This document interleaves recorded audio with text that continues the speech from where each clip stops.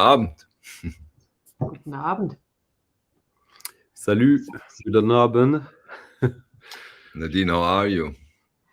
I feel like I need at least a week vacation. Was intense, huh? Absolutely. I walked my ass off, I tell you that. And you drove it off too. Yes. Back and forth. Next time I'm making like you guys, staying in a hotel, have some nice drinks in the evening, and then It's way more convenient. Stanti, how are you? I'm good. We had a calmer end of the day. That was good what we did yesterday. Calm, cleaning the records, discussing the records, discussing the fair. And that's what we want to do in a way. We want to do that here again. Now that showing some more records. I show Stanti shows the second day. And and really some interesting experiences and conclusions out of the days we had. And maybe Nadine, what is your perspective now on then Bosch in general? When it comes to your genre you are into, what are your conclusions? What have you learned? And also considering that you had already been to the Mega Fair 5 years ago. I have been actually, I think, in total 3 times. And what I witnessed was, except for my genre, soul, disco, it was that this rare records, which are considered super rare today, were nowhere shown. Back in those days, I found, for example, an Alice Clark record on every 3rd or 4th booth. Today, I saw it nowhere except at Günther's booth, where he said, "Oh, I do have that soul record," and I don't have soul record. I don't have soul, but I have that soul record, and was the only booth where this one was shown. And I was there. I always go there with the exception to buy records, which I otherwise won't find. I do get the €5, €10 records like this one. This is Sylvester with his 1986 album. I get that around the corner at my local record store for €5 to €10. So I'm not really into that. I want the hitters. I want the Grail records, and I really have mixed feelings about it, because also the quality of the records are going down and down and down, and the prices are up. And that's your genre, right? Exactly. Yeah, exactly. And that was the second day was the best day for me, because as you mentioned in the stream, I think on Friday evening, Michael, the stock was totally different on the second day. But overall, I have mixed feelings.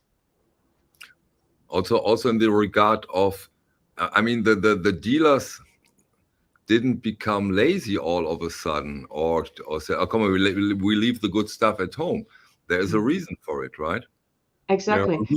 Or reason, exactly. Yes. Not only one. Some dealer told me that the market has dried up. They need to sell now records in certain conditions which they would have sold in years ago. That many Japanese people are buying it because they have the money, they love collecting, or they need the records to bootleg them. So they take the records in the best possible condition. So it was, very, very sad. But I was able to find some records, and and I met some very great people. So that was the main thing for me. You collect music that was very, very, very popular. Mostly, not necessarily the records, the specific records, but in general, disco was very, and soul, funk was very popular, and it still is. So to me, it's no surprise that for the rare stuff, it's drying up faster than other genres. You say that like 5 years ago, you saw many copies of certain records that we don't see now. As Michael said, it's not that they're lazy, it's that people who buy them, they're not dying. Yeah. because the biggest source of records entering the market, I mean, there's only two. Like, people have financial issues and people are dying, which can also be related. But That can- yeah, but in the end, I have a similar perspective than yours, but with a sort of delay, in the sense that the music I'm mostly looking for, even if I'm looking for many different things, is was never as popular as disco. What other music was as popular as disco? Then again, the Beatles. That's it. And so records that I could still find cheap 6 months ago, and even cheaper 2 years ago, but records I found in numbers last edition 6 months ago, now I saw much less, obviously, and at 200, 300, 400% the price. Like, a record that was 30, 35 was now 75. A record that was 40 could be 120. Yep. And not necessarily because the condition was better, just because, I was lucky to find one. I was also lucky to already have it, so to not be in that position. But still, some records that I saw last time that I'm leaving them. I should have taken them then, but actually. Before we go deeper now, let's show some things, or everybody shows a record which really went well, where we said, yeah, that record alone in a way was worth it. You have one, Nadine? Yes, of course. Hold on. This is Disco Ladies, Three's Companies from 1977. Disco was popular back in the day, but this is a private press. It's very rare. The last time this one was sold was in 2018 on Discogs. I got a great price for it. It's still in shrink, and you can be sure I tear it apart and listen to it. This is just an absolutely classical record, and I'm so happy to found it for a very good price, but for a price I can live with it. Very good. Will you share the price, or you want to keep that private? It's around 200. 200. Oh, that's okay. So and the state of the record, how would you grade it? Vinyl, or and the sleeve? Well, it's in shrink, so I can only say how it looks from the outside. But as you can see, there is mold. So I think it got wet at some point, and also on the back you can see that there is some. I think it might be water damage, but otherwise, was probably stored in the basement. So, yeah, something like this. And so I will open it up, clean it as good as possible. But the thing is, I have the records to play them and to keep them. So I'm not a museum or anything, but I can look at the shrink version of this record. So I have them to play them. Plus, it's a good lesson on how shrink doesn't necessarily protect your record at all. Sometimes it makes it, when you have that like 10, 20 years, it warps. So I bought a record flattener because I had this issue many times. And also, it's a humidity catcher, which is obviously what happened there. Yeah, exactly. If it had been in loose plastic sleeve, or even without anything, it probably would be in better shape right now. Yeah, exactly. That's why I hate to buy records in a shrink, because from my experience, what I have, they were all warped because they were 40, 50 years in that shrink. And for mine were all warped, so I decided to buy a flattener because it was so warped. And also you have some sellers who will think that it's a good reason for inflating the price, which is totally crazy in my world. But exactly. When I bought this record, the guy said, but you're not going to open it, right? Because you buy this now for a certain amount, it will be 50, 100 euro less when you open it up. And I say, I buy it to play the music. Like I said, I'm not a reseller flipper. I want to enjoy the record. And what that guy told you is only true if you believe it. Exactly. Because it's not true. It's actually really not true. There are some sellers, they have a vested interest in that being true. But when you press a record, where do you think the shrink is being done? Is the shrink part of the artistic process of making a record, designing it? No, it has nothing to do. Often it's done at the shop where it is being shipped by the distributor. So the shrink and it can be reshrinked, of course. So I mean, we've talked about that quite a few times, but like it's really annoying to see this becoming a steady trend for some people, and the customers buying into it, like really accepting it, because Yeah, the shrink also. I have also got a record in shrink. I freed it. The cover was starting to being bent by it. It feels terrible, and no, it makes no sense at Yeah. all. I keep the sticker on it, of course, but that's it. Santi, your more. Excuse me. Yeah. No, go ahead. Oh, we have time. I'm happy to found at least 3 or 4 copies in shrink, so I know whatever will be happening with the vinyl, it's not the seller's fault or mine that I didn't check exactly. So Yeah. that's what was very good for me at that point, because I had some records after I cleaned them. I was very, very sad, but we will come to that later on. Santi. So I'm going to show a record I found at a very decent price, not cheap, but not super expensive at all. A record that is quite scarce. Scream and Dance. It's a band from Bristol from the early 80s, kind of the same scene as Rip Rig and Panic, which had Nene Cherry and post-punks. This is like a UK version of stuff like it's quite close to the Raincoat and ESG. It's the only record I ever did. It's a 12-inch 4-track EP, super funky. What's pretty cool is the drumming is very dub, very cool, and the bass is actually a double bass, which gives a very unusual feeling to the sound, because usually you have like an electric bass or a synthesizer doing the bass line. This like a real double bass, drums, and tons of effects, and really cute female singing. Yeah, and we listened to it. yeah, It's an amazing it's- record. Really a big surprise. Yeah, Fantastic. really, really cool. I knew of it, and I had been after that for a long time. I was a bit afraid because I know there's someone in the VC who didn't play that, but played a compilation which featured one of these tracks, and I thought like, okay, this is gonna go up. And was it was it in a price range you expected it to be? I paid something. I paid around like a little less than 40 euros for this, That's okay. and this really seldom comes up online anywhere. I've never seen it in the shop, and yeah, I would say that if I was to sell it tomorrow, I wouldn't sell it for less than 100 euro. Okay, my catch of the exhibition, what is this one? This is like Nadine. This is a private press. This is a private press, silk screened, which is of course difficult to transport on a stream. This is an unbelievable, beautiful jacket.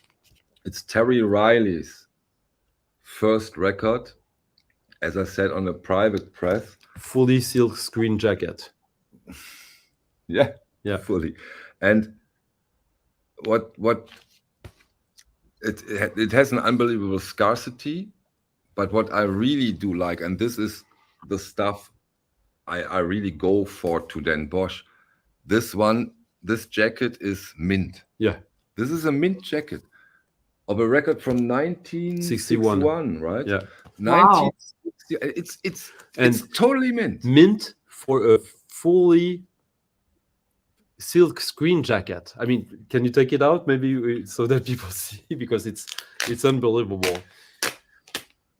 I couldn't believe it when we saw that. You know, it's when you know that, Nadine, when you go over it, it's embossed a little bit. It's perfect. I think if you show it that way, maybe you see how matte it is, and it's it's quite special, and that of course, I think there are not many places to go to get this copy than Den Bosch. In a way, that's what Den Bosch is for. As you said yourself, Nadine, of course, with the original inner. As you said yourself, Nadine, the usual stuff you can get sometimes around the corner, and you have to sometimes slower yourself and say, come, less is more. Go for the stuff you don't see Exactly. on other fairs, exhibitions, or record stores. Or you are And starting your collection. Sorry to interrupt you. You're starting your collection, just getting into vinyl. Then Bosch is also a good place to get lots of variety in certain records for a very good price. And cheap records. If you're starting, or even if you're not starting, but like you're looking for a lot of records to feel like the obvious classic must-haves, like then it's no-brainer. yeah, well, how much did I pay, Motoric? Stunty found it, and he immediately said, I found it. Come here. And we don't talk about that one. We don't talk about that. Okay, yeah, because I got really, really lucky because the seller didn't know about the general problem of the private press, and this makes this one, of this but one. like this goes on Discogs. I checked. VG copies go for 350 to 500, and So- we got it for much less. And then you can imagine what you can get for a mint copy. I mean, how many mint copies are out there? 5, 7? I don't know. 4? It was a private press, but I think they did maybe 1,000 back then. But a lot of them were destroyed. That I know for a fact, for various reasons, because it didn't sell back then. Like this is basically the founding moment of minimalism. In like the minimalist, like Terry Riley, Steve Reich, Philip Glass, La Monte-Young. This is the first record that was released of that kind of music, if I remember correctly. And it was a record that came before its age in a way, Right. before its time. Yeah. Oh, congratulations on that. Yeah, thanks to Stunty, he found it. I didn't find it. He did it. He scored. I already have my own copy, so when I saw it, I was like, the thing I thought that the seller thought it was a bootleg, because I went. I'll tell the story. It's fun because I saw it and it was a bootleg, and then I remember there was 2 records there, like 15, 20, 25 records that Michael might want. Do you want them, Michael? Yeah, sure. I go pick them up, and the guy is on his bathroom break. So I have more time to wait for him, and this is not a bootleg. What the fuck? And I hope not. And no, 100% not. And that's how, you see, sometimes, it's a nicer story than we even remembered. Right. Ricefield Records, welcome, Michael. Where do you guys taking these records before the fair? Meaning, did you know the dealers might bring them? Or were discovery of these 3 completely happenstance? Yeah, completely happenstance in the case of these 3 cases. Yeah. Yeah. But some, you're correct. Some, on my part, I talked with a few dealers who brought some stuff to me, and I didn't necessarily take it, by the way. But at least I had some stuff. I had some options. I show another record. Yeah, because sure. will. You have more records to show, anyways. This will lead us to back to Nadine. Back to Nadine. Yeah. You know this guy, Nadine? Yes. Yes. So this is his very first record. And do you how much do you know about him, Nadine? Not so much, but much enough to know his name and some of his work. And that cover looks stunning. And do you see how green I am? Why are you green, Nadine? No reason to be. No, but for us, what's interesting, it's also a connection to the record we showed before. Because after Russell, he started as a student of minimalism. He was with La Monte-Young and these guys in the early mid-70s. He's a student of La Monte-Young. Yeah, right? Not directly a student, like La Monte-Young was a guru. Okay. Okay. Also, it was almost like a cult. But connection. how did he make his way into this producing of disco music? Well, he was in New York. Disco was happening. He had the skills. He was gay. He was interested in having fun as well. Okay. And he produced some of the most forward-thinking disco of the time. He's a cellist. This album this is his modern classical music. By the way, this is not his disco stuff. He also is the founder of a label I'm sure Nadine loves as well, Sleeping Bag Records. And so he's one of these guys his story is incredible. And the layers, when you peel the layers, you see how surprising he keeps. He's the kind of, these artists that the gift that keeps on giving. There's an album of his unreleased music coming out in the summer that sounds amazing. And he's been dead since the early mid-90s, But so he could do it all. He was a cellist and also had an amazing voice. So a lot of bands from the 80s in the whole Talking Heads scene, you could say. He was featured on many songs, either playing the cello or with his voice, because his voice is so beautiful. But what I can tell you now, and last year was the same in a way. 80% of the records I bought at 2 booths with 2 dealers. Same with you, Nadine? Absolutely. The main stuff I bought on the second day were from 2 booths. Exactly the same. You, Stati? No. Ah, come on. With the Belgian, you bought 50% of the records. No. Of course. No. No. I bought the Belgian was the Belgian guy we're talking about. I bought 6 records out from him. How many do you have? 22. Okay. 15%, I think. But it was a good, money, time, it's also that. But if you find a good guy who has a lot of stuff, of course you focus on that, because then you get a better deal. You get a better deal, and yeah, if you're comfortable with the dealer, if you can trust him, this is also so important, right? One of the main important things. Absolutely. And also, if you're on the booth where this guy is the only one having certain records. Come again? If this booth is the one who's only having certain records. Yeah. So that's the next thing. Yeah. For Daniel, for myself, then Bosch will be about the experience and visiting the OBC. Find records that are hopefully grails and remind me of that moment in time as I age. Yeah, of course, absolutely. Totally records agree. are time machines. Not just the music, but the record stuff for you. True. Record show a second. No, it's Nadine's now. It's Nadine's turn now. Okay, sorry. All right. No problem. Another sealed one I found, Skin Heart, Charles Pryor and Cream Band. So this is like a funky disco record, and it's also still sealed in a way better condition than the disco record. Pretty hard to find. And this I was very happy finding it for a decent price, got a good deal on it. And also I will open it up. Can you show it again in full screen? Yes, hold on. Is that better? Yeah. Do you know the story behind that cover? The cover or the color? No, the front cover. So this image has been used in at least 100 records.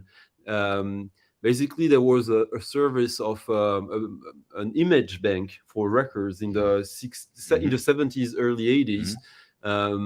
And either you just put the title on top of this exact same visual, or you put an image like they did. But I have like classic rock records with the same background, avant-garde records, like folk records, and which means, and this one was a private press? Yes. Yeah, of course it was. Absolutely. From 1980. When you sorry? Like if you manage to put these color combination in your head and you see a record like that, it's most likely is going to be a private press, because that, for some reason, that was popular for quite some time, and a lot of bands have used that.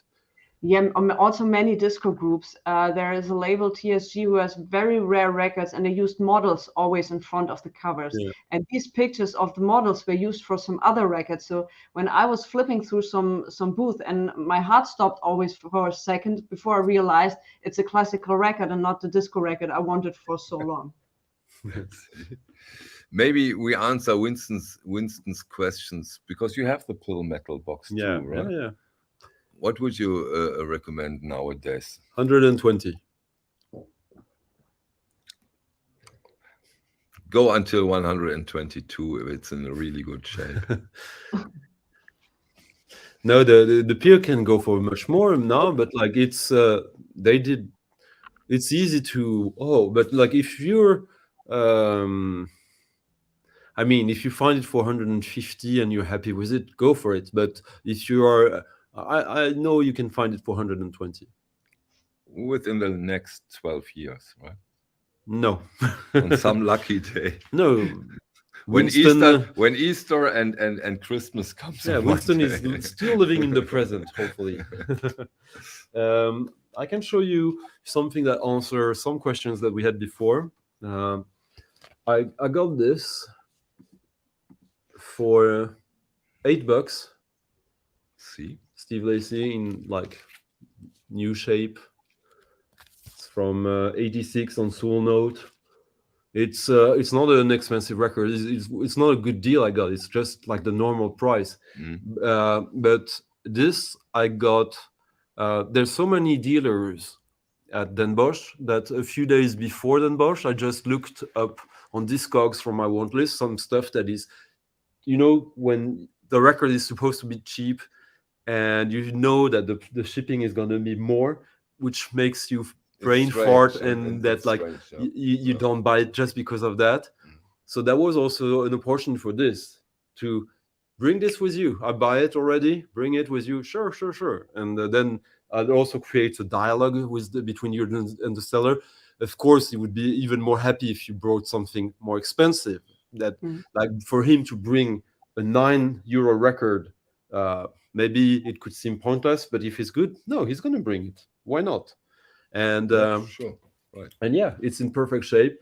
It's a Steve Lacy record from when now I know that thanks to the VC partly, people are starting to warm up to the fact that there can be really great jazz records in the 80s, and even cheap ones. There are even extremely expensive ones. This one right now, it's a cheap one. Who knows for how long?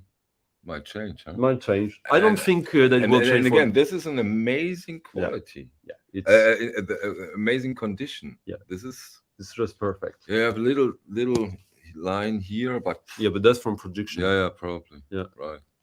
And it's a great cover art, very unique. It's pretty fun, yeah. And then let's get into the quality again, because that makes me going a bit away from one of my rules. But that what are rules good for if you don't change them from time to time? Because I got this mint version, first Canadian pressing of the Ramones' first album. Yeah, Nadine, you was with me when I bought it, huh? This is. And it looks like new. I couldn't believe that this wasn't new. It's new. Look at this. Here you can see it in the spindle hole. It looks unplayed. And yeah, this is something. I haven't cleaned it yet, by the way. But this is it's getting more and more important to me, getting this mint stuff, which for this record in a way seems to be impossible to get this in this shape. Yeah, it's it's a black and white cover, so it's difficult for you to see, but it's actually, it looks like almost like a bootleg. Yeah. Not that we know. So, and you, Nadine, Something maybe a little bit different. Yes, I have something a little bit different. I got About Soul by Mr. Jackie McLean, which is actually a Blue Note from 1968. This is the second press of this album. And let me put it that way, it's been very well loved. So once I clean it, and you have no idea how much different it makes when you ultrasonically clean a record. Maybe we see it in the no, it's not. But yeah, well, it's been very well loved. Hold on a second, I open it up.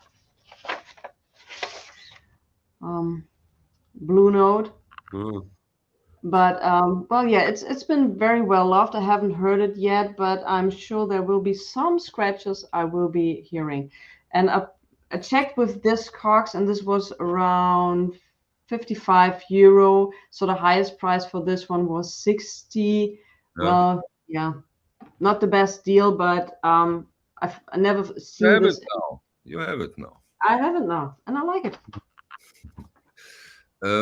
Rich. Guys, what was personally the best day for each of you? Dealer Friday, general public Saturday, or discount Sunday?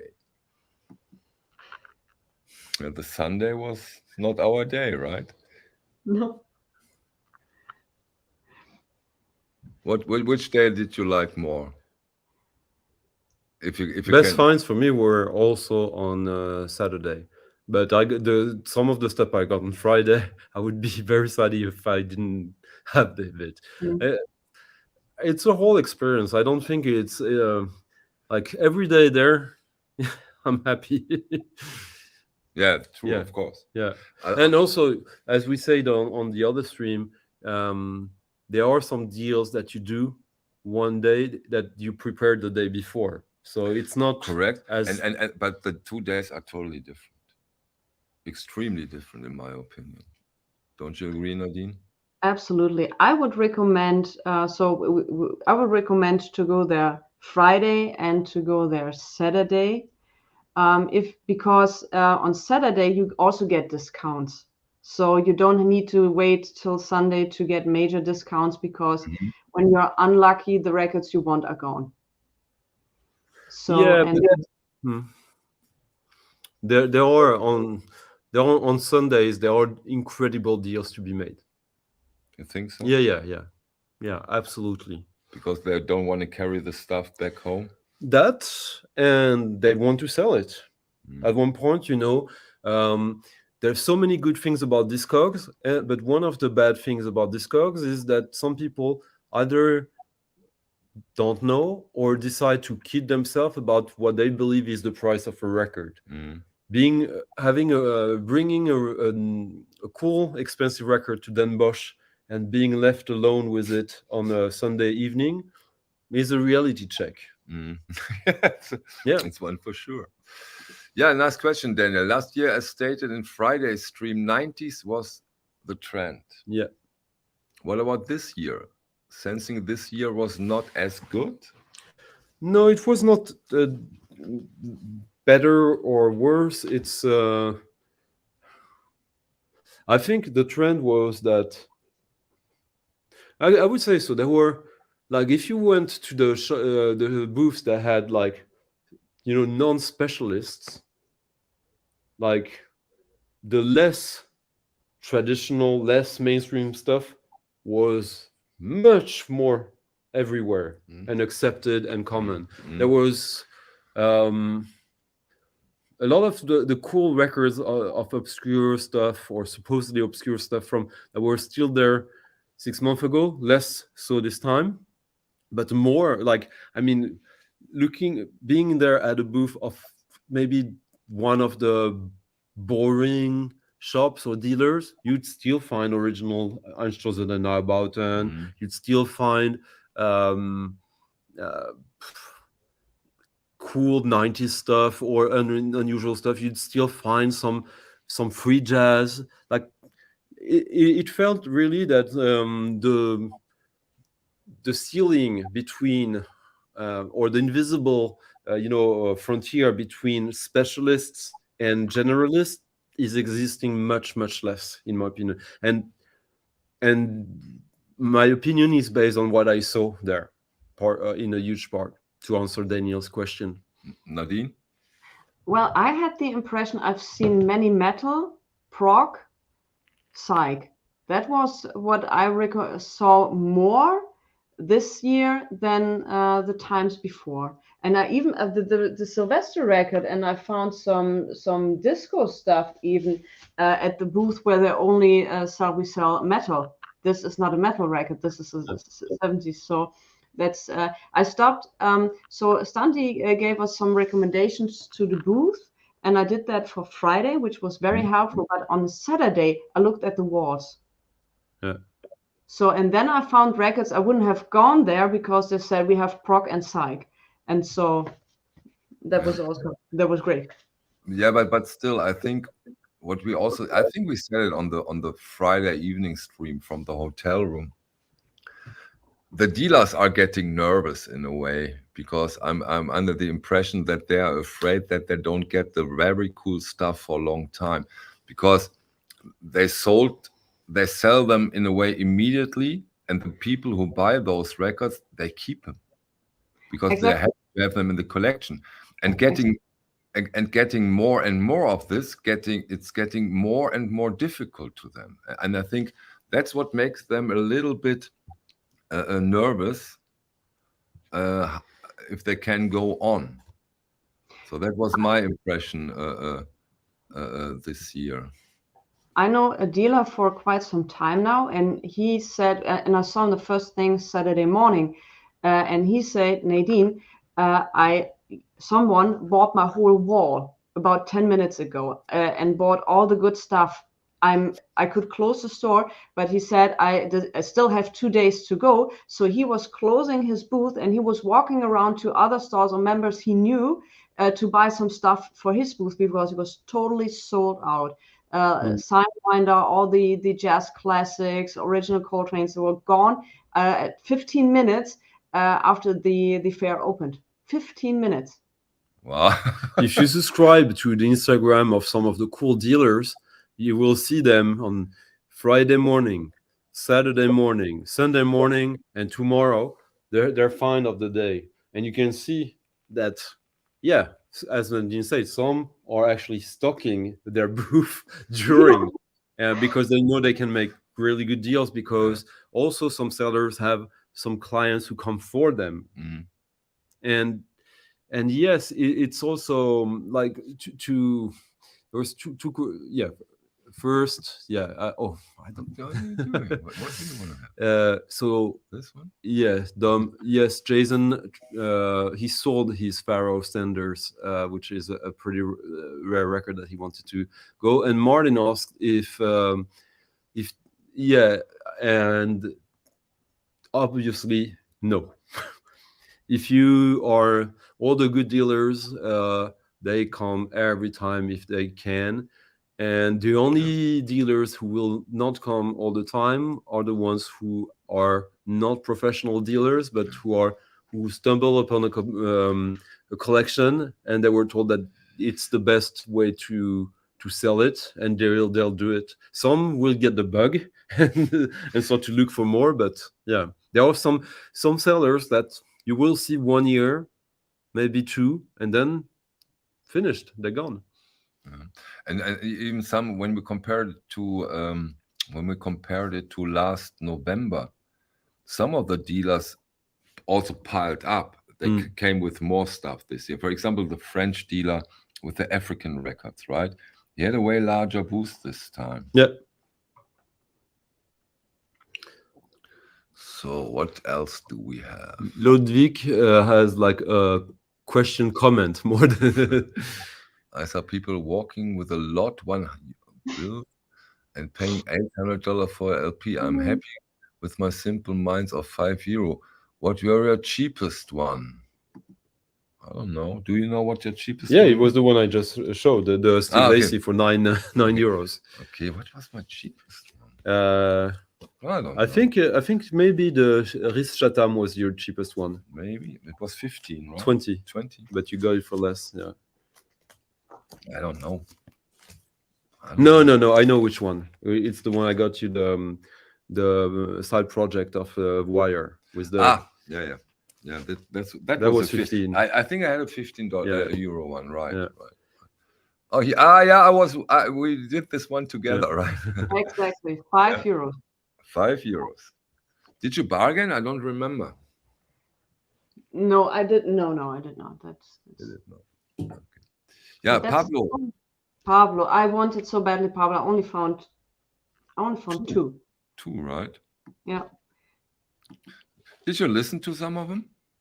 No, I was cleaning the whole day. Okay. Yeah, me And- too. But yesterday, Stanti and me listened to this one amongst others. Remember? Oh wow! Yes. Oh wow! Yeah. This is an amazing Yeah. record. London Underground. On You Sound, it's a band featuring what's his name? And Adrian Sherwood. Great one. Yeah. I'm so happy. You know, I bought it mostly because I loved the jacket, the cover art. But the cover art and the music is on the same level. Awesome. Very happy to get this version of This Heat. Well, Wow. the original. It's always Origins what I show here, I think. No, the La Volterra's Apart is original, but the rest are original. Yeah, I love this cover. This cover is It's also their best record. Deceit by Deceit. Amazing stuff. Bourbonese Quark. Was that the Wow. record you wanted to have too? You have also. I have one of theirs as well. This is it's a post-punk industrial band that I like. They're really good, but they're not first league, but they're good and interesting.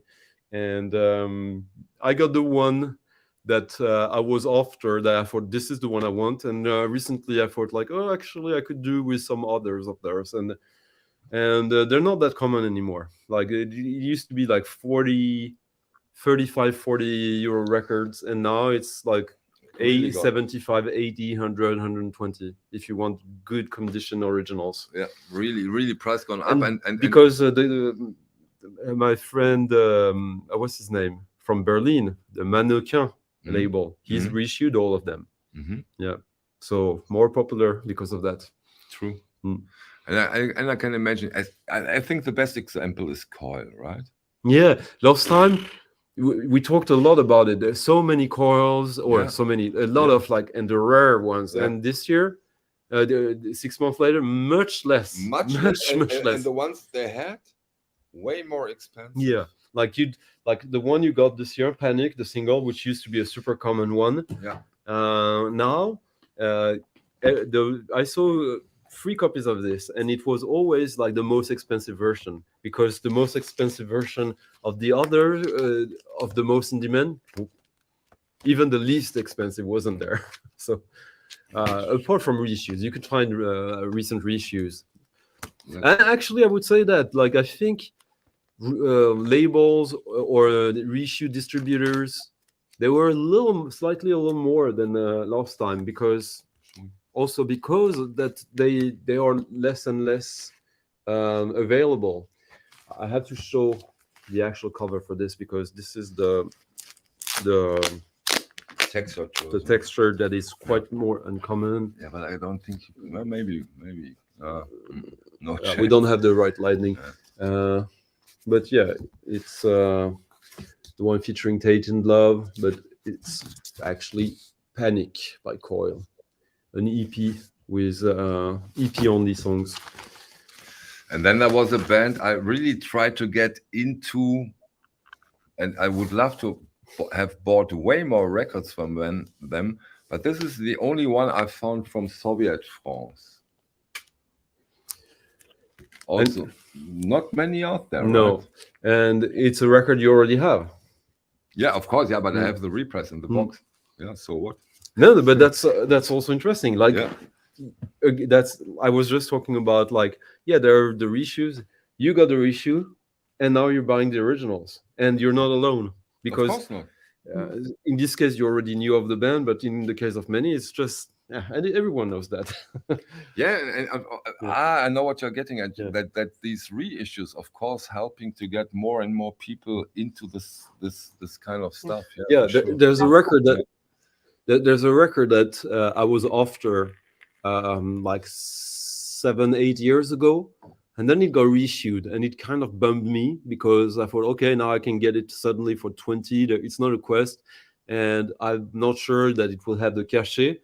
And so I put the reissue and the original on my want list, but both much lower than they would have been if one or the other was less available. So that's psychological. But yesterday I found the original, and in a new condition. The dealer had them directly from the artist. Yeah, that's Wow. it's direct from the artist. Yeah.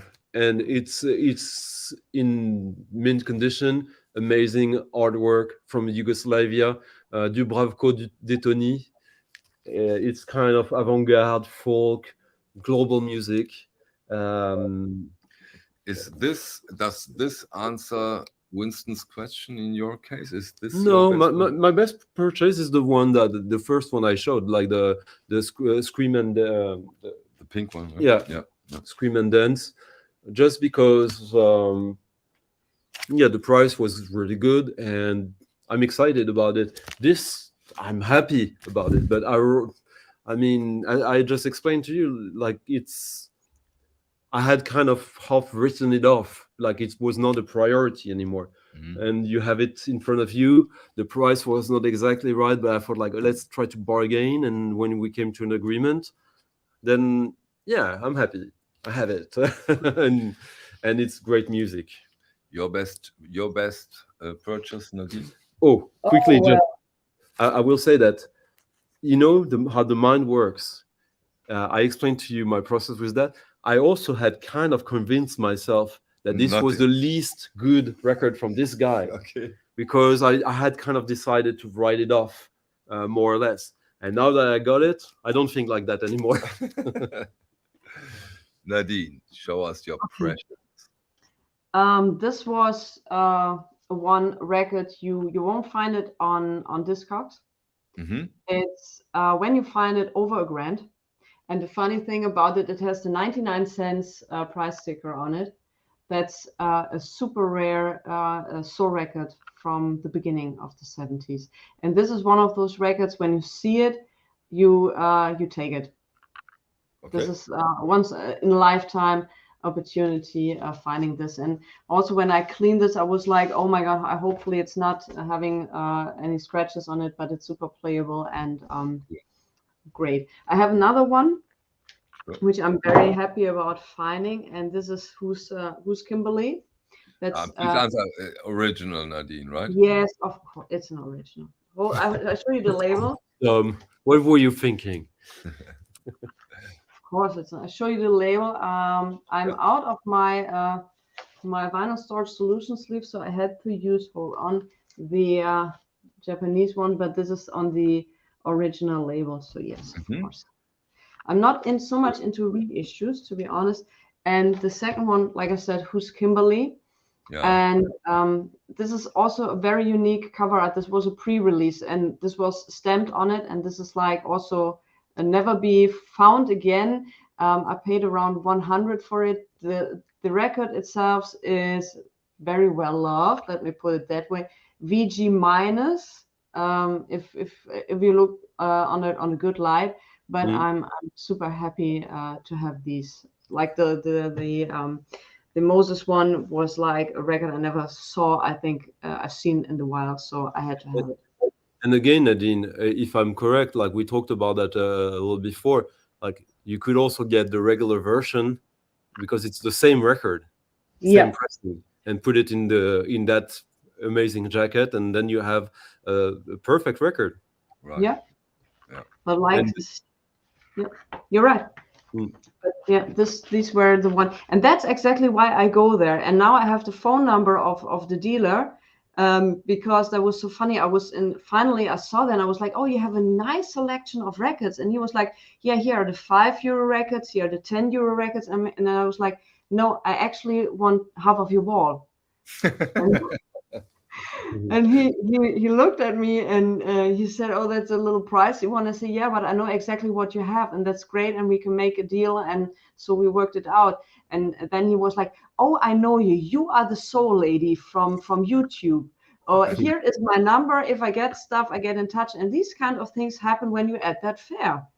Exactly, and that's so true. The connections you are managed to get, and that can be in between then Bosch's fairs. Yes, quite important. Exactly. So next time, I know when I'll be there on Friday, I meet up directly with him and can be very relaxed with stuff.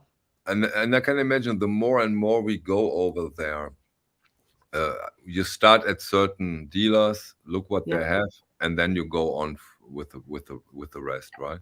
I can imagine that this can happen, Stanti. Yeah. And for me this year, like last year, it was already a little bit surprising to have some people recognize us. Mm-hmm. This year, for me, it was surprising in a different sense, because I was recognized by people who, I mean, we're in our little corner of the internet and of music, which can seem like so like unimportant. And then I'm looking at records and there's a guy looking a bit weird and he looks at me, "You're Stunty, aren't you?" with a thick British accent. And it's the guy from Finders Keepers.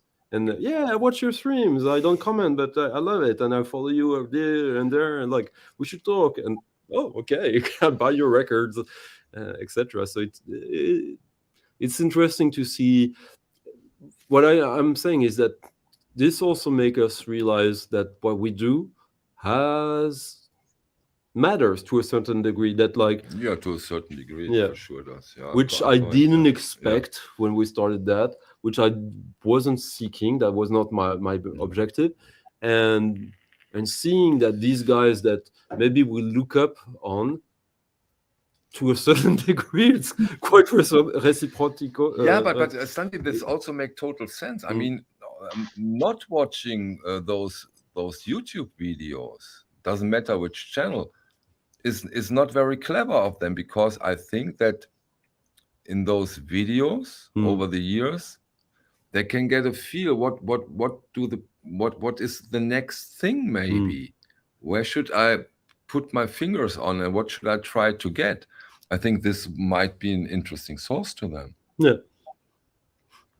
Absolutely, yes. A little guidance, for example. Yeah. So, Stantis gives good advice for some people, and they can learn a lot from it. Exactly. What attracts you to a booth? The wall? The smell. The smell. No, the wall can be quite attractive and put you into a booth, for sure, right? Well, besides the info and the preparation, what else is there? Like, there's two things: the wall, or the people in front of it. How they behave. Huh? No, like the amount of people. Like, if you see that like a booth is very popular, like that, maybe there's maybe a reason for that. Especially if you see other dealers there. Yeah, of course. Yeah. Günther was quite active. He was all over the place at the other booths. But I think he was quite... remember Saturday around 11 o'clock, we saw a very, very happy Günther, right, Nadine? He was smiling like a child in the candy store. He was beaming. For sure. Yeah, I think the dealers are quite satisfied with this fair. Oh yeah. My friend there's different kinds of dealers. There's the dealers who were there to sell and the dealers who were there to buy also, and some who are doing both. I know my dealer friends from Stockholm. They have a banana, as we say in France. They both places actually, the banana, but no, it was. I mean, I got a little less records than last time, and there's a few structural reasons for that. But I'm very happy with what I got, and I think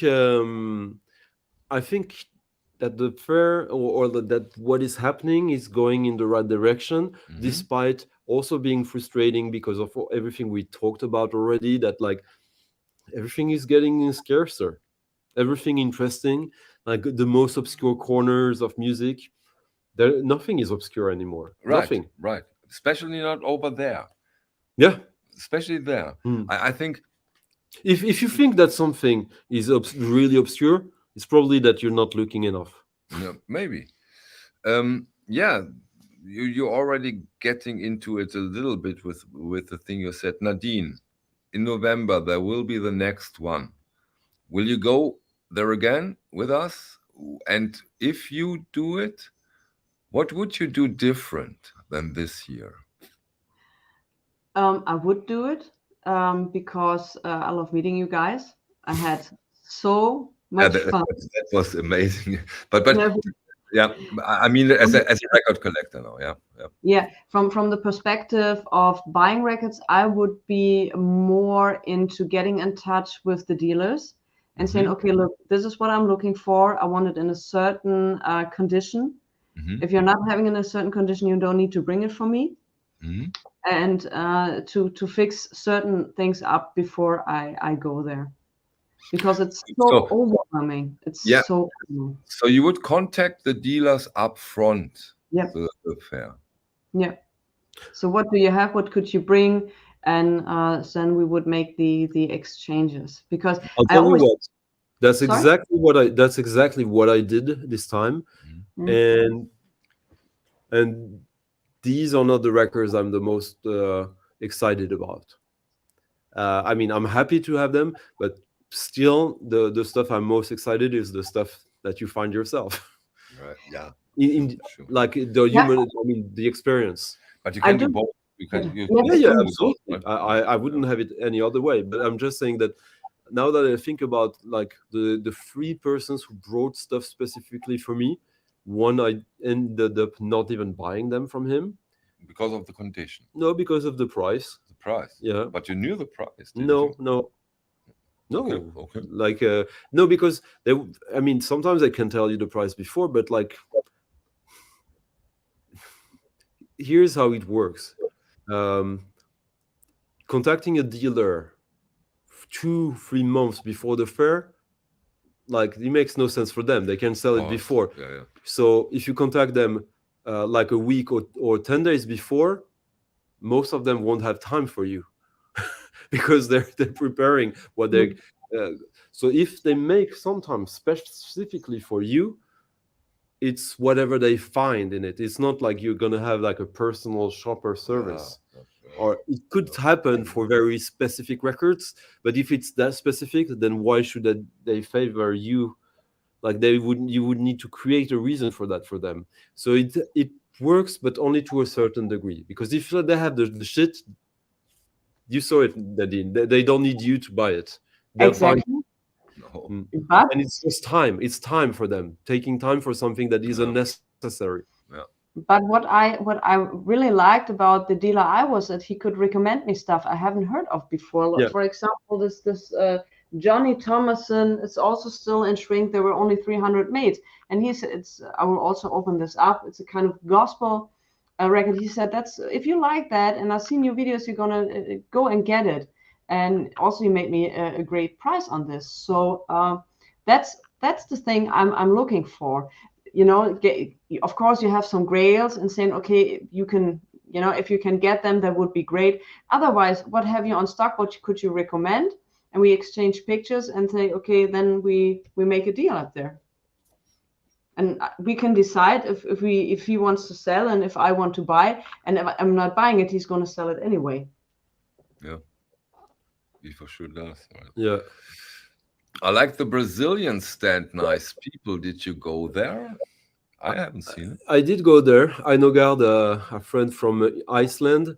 I didn't know you were there. Sorry, I missed you. That would have been fun to see you. But that allows me to talk about an almost trend I saw there compared to the last time, which is, even if it was not as deep as I wished for it to be, it totally confirmed an impulse or an intuition I had a long time ago that I've talked with you and probably on the streams, which is that non-Western music, there were quite a lot of booths of that, more than before. Not enough to my taste, but quite a lot.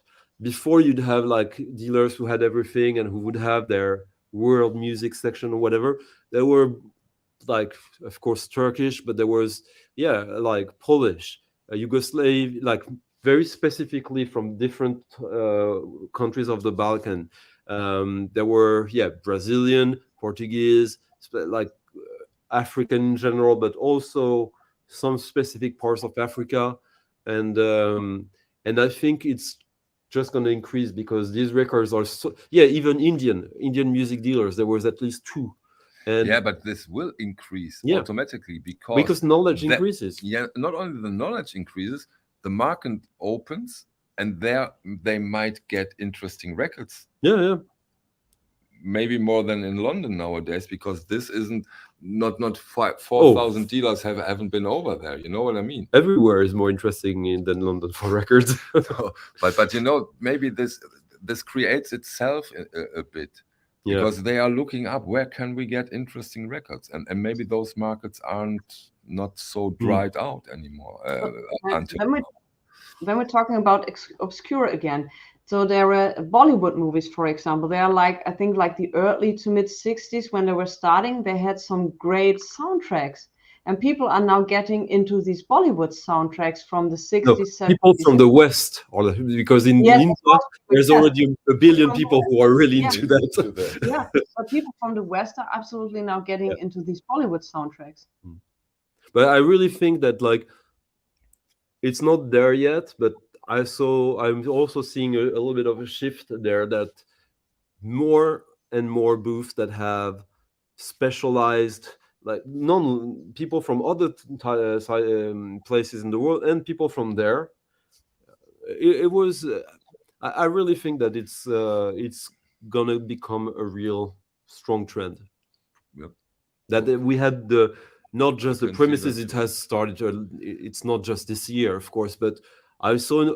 I make my statistics, and statistically, there was an increase in numbers of booths doing that. So we see us next year. No, not next year. This year in November. I need to save up. I spent way more money than I planned. Yeah, I won't say how much you told me that you had planned to. But shall we show one last record, maybe? Sure. And please don't make me cry. Okay, hold on. Who wants to start? Free choice now. Who wants? You are ready, Nadine? I'm ready. Okay, then you start, because Santi is still looking. Okay.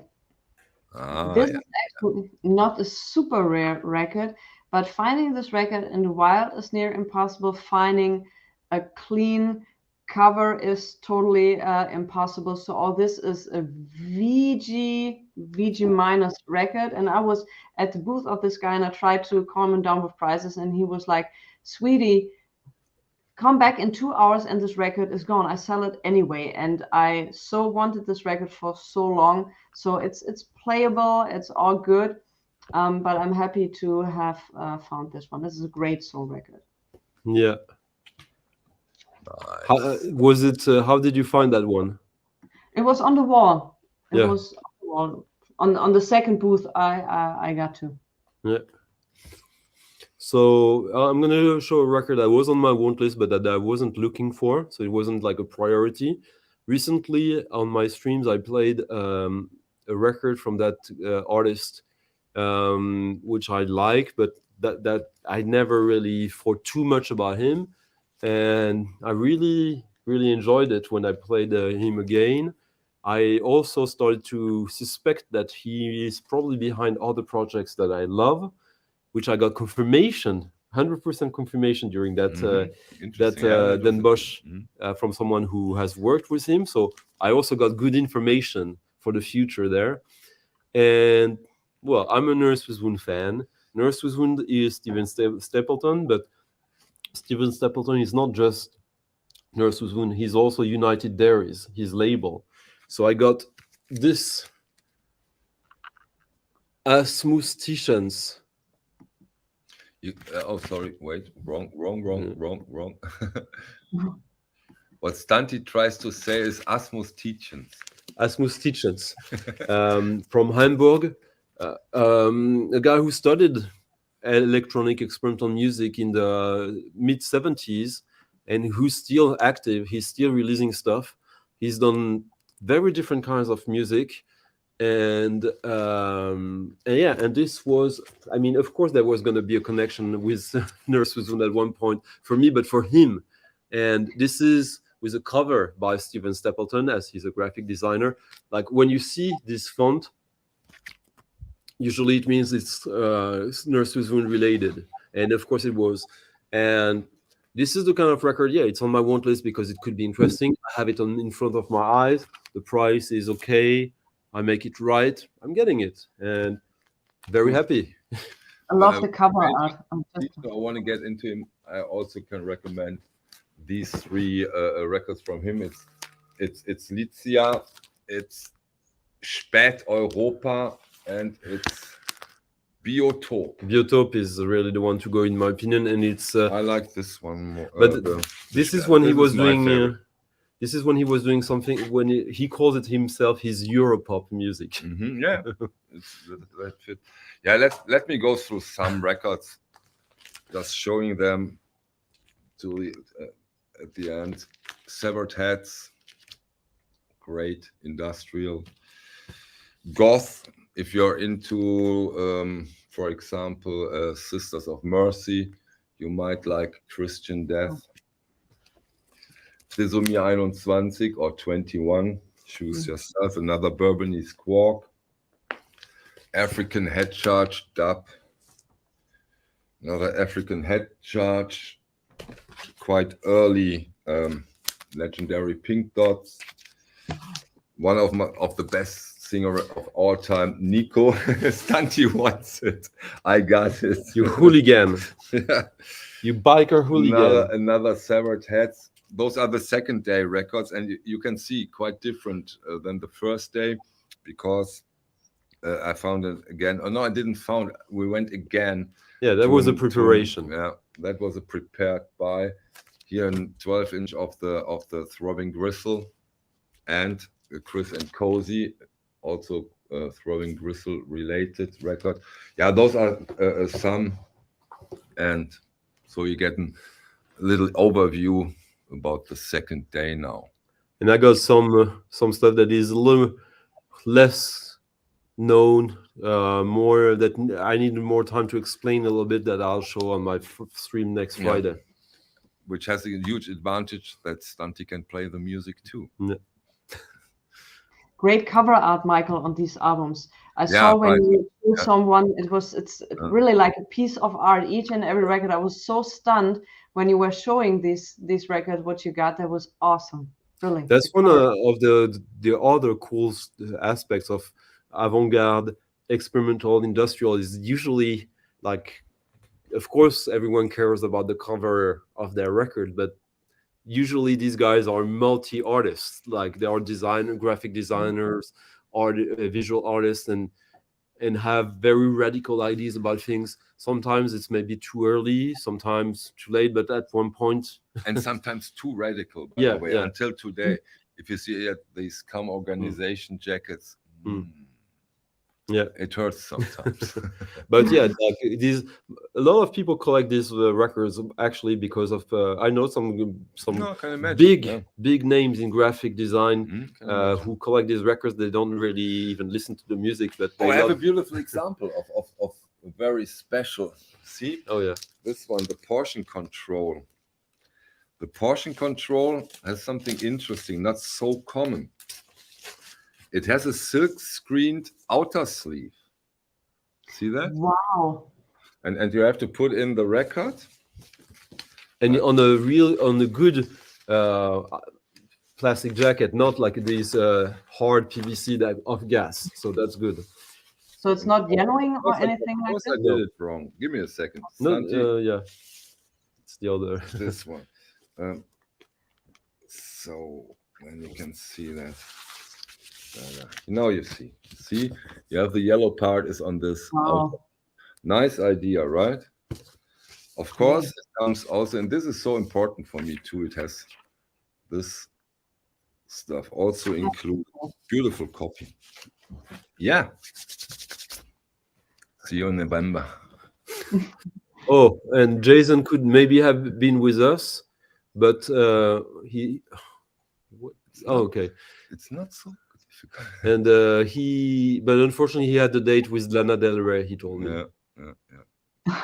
Where Well, are you he's right in now? Amsterdam, so it might be an 80-year-old prostitute. Who knows? Okay, what did I forget, Nadine? Anything you want to add? No, absolutely nothing. I enjoyed it very much. I had a great time with the people from the OBC. And what I also wanted to point out is we all were so into some different genres and everything, so we could support each other very easily. And it makes so much more fun when you are there with a group of people where you can meet up and discuss and help each other. That was so great. And that was just that's what I wanted to add. If you have a chance to be there with people who are into the same hobby as you are, and you can share that, that's just awesome.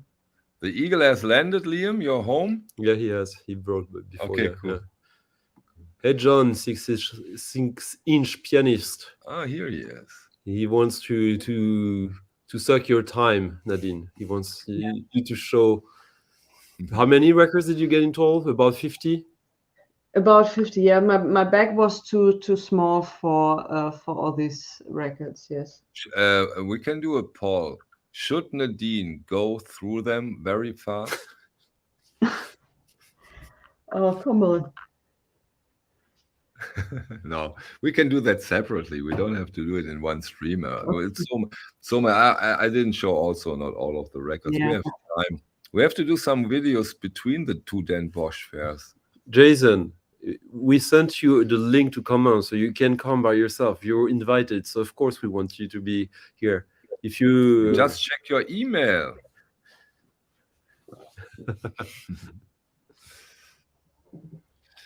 Okay, I think I'd love to see you introduce bands like Bourbonist Quark or Sever to a larger audience. Yeah. No, I think we mentioned them. We talked about them. I think I showed the box sets from Vinyl on Demand. But yeah, we can do that again. We can do that. Yeah. On other videos. Okay. Then until the next live stream. Yeah. Thanks for the invitation. Thank you very much. Although we all feel like after a marathon, thank you, Nadine, for getting your last power for us. You're more than welcome. Bye, guys. Bye-bye. Bye-bye. Thanks.